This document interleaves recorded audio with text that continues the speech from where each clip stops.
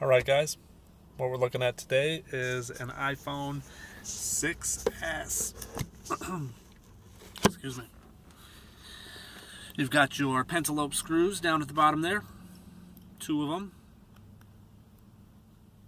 Take them out. Set them aside.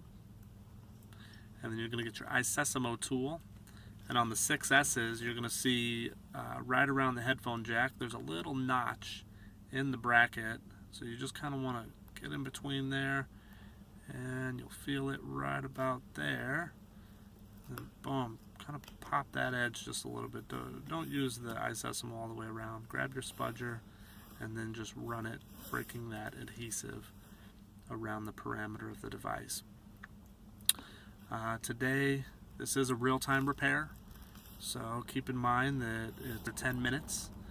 And I wouldn't say that I went any faster, not abnormally fast, so just know that you can do this repair pretty quick. However, keep in mind that my particular part did come pre-installed with a front-facing camera and the speaker and the bracket on the backside, basically saving yourself about, I think it's 11 or 12 screws that you do not have to remove at that point. And you don't have to worry about, obviously, that proximity sensor up top there because it's already pre-installed. So we just took the battery connection off. There's 2 screws there, and now we move up top to the EMI shield, which is 4 screws. Kind of goes without saying at this point, but keep those all in order because they are a different size, each one of them. And if you put the wrong one in the wrong spot, then you will probably break your motherboard. Anyway, moving forward, always use your iSesamo tool to take these connections off. We've got that front-facing camera connection there, your digitizer and your LCD.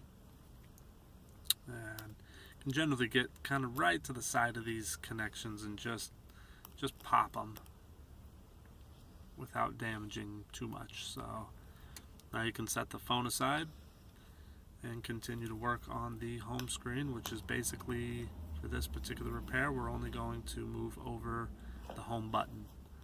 And you can see there the bracket and then the bracket that holds the speaker in place. We're just going to leave those right where they're at. I definitely recommend, if you can get the part with the pre-installed bracket, then definitely do it. Yeah, it's just going to save you a little bit of time and a little bit of headache trying to pull those things off. So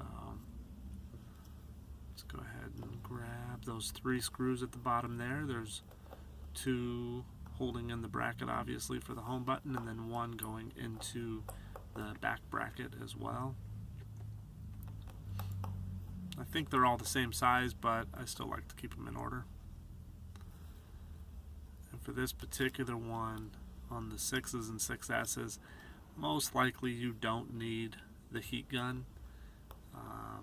If this is your first time doing a repair, then I would say heat it up. But if you know what you're doing, then you're probably not watching this video. So there we go. Just ease it up. Don't yank it by any means.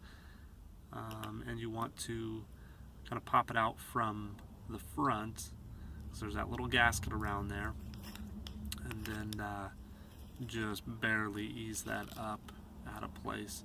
There are 2 little holes in the connection, and there are 2 little nipples on the back bracket, or the back side of the bracket. And you just want to make sure that those are seated in there nicely when you're putting it back in.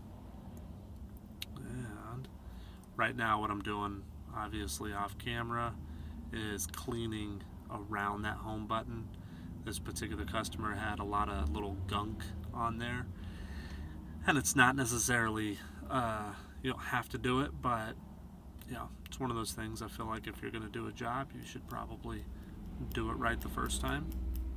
So yeah, if you see anything like that just around the home button, it looks brown basically, it's pretty nasty, clean it off.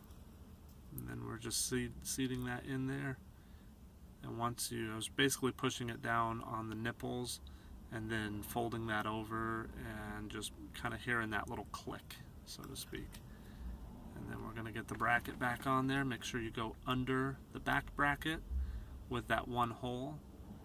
And same thing, there's a little nipple on there so you can make sure it's lined up properly. And then 3 screws in.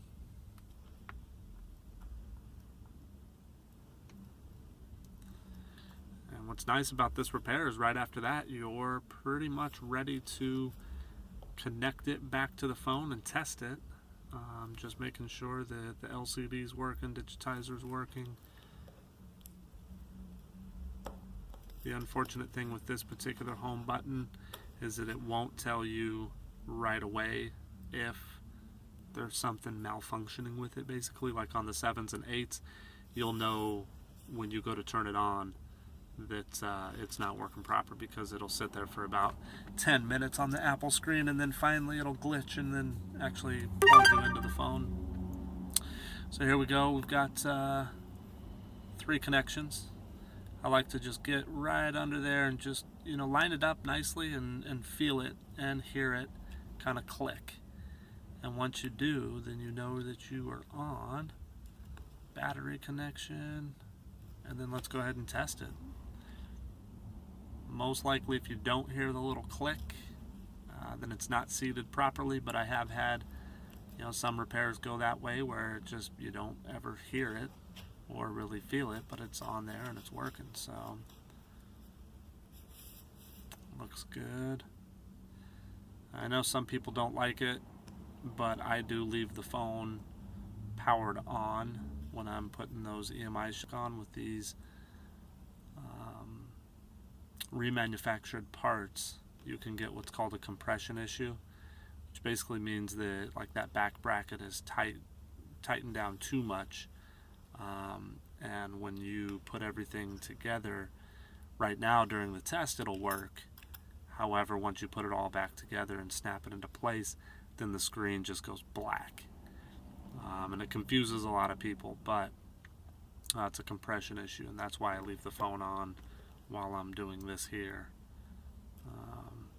So yeah, we're putting the EMI shield back on. And what I like to do is give it a quarter turn counterclockwise, and then you hear the threads kind of click, and then go clockwise to tighten that down. That way you're not cross-threading those screws. Not a big deal for the first time, but you know, if you have to go back into the device, then they're cross-threaded, you're running the risk of stripping out those screws. We got the battery cover back on here. Keep in mind I am doing this with one hand, so, well, you know what I mean. I'm holding the screen with one, but it won't look so awkward when you're doing it, hopefully. That's about it, guys. If you have any comments, questions, concerns, you can reach me in the comment section. There are some other repairs coming, such as batteries. I'll be uploading, you know, a full with the speaker, proximity sensors, and everything along those lines. On these 6S's, you want to make sure that you put that top in first, kind of click that down, and then just work around the parameter, make sure it seats in there nicely. And you'll definitely hear that. And then you're back to the pentalobe screws. And there you go. If you want to tackle it on your own, it's actually not that difficult. And I just suggest that you get the one pre-installed. Comment, like, and subscribe.